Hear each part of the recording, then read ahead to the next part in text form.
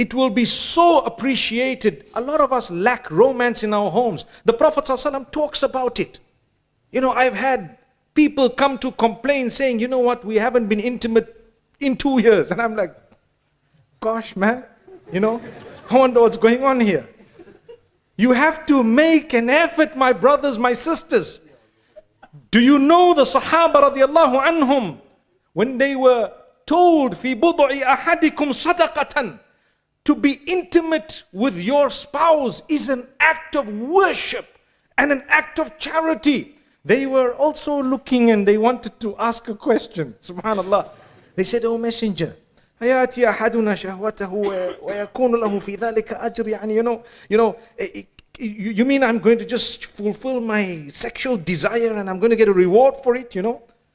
There was no embarrassment. I'm actually honored to be speaking in the house of Allah about what the Messenger, peace be upon him, said.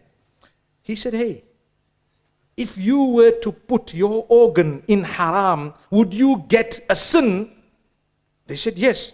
Well, if you put it in halal, you'll get a big reward. There was no embarrassment. He spoke about it. Ibadah. One day, may Allah grant this man Jannah, he passed away, one of the imams in one of the masajid back at home in South Africa.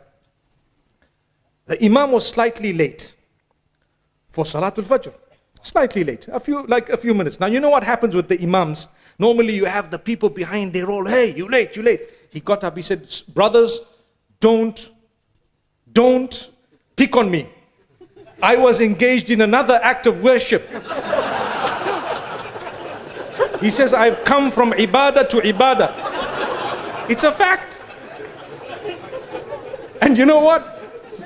Those who understood knew what he was saying. And he said it. And nobody dared say a word. From that day, he was the hero of all the youngsters. They said, the man is old, but is not cold. Allah grant us each.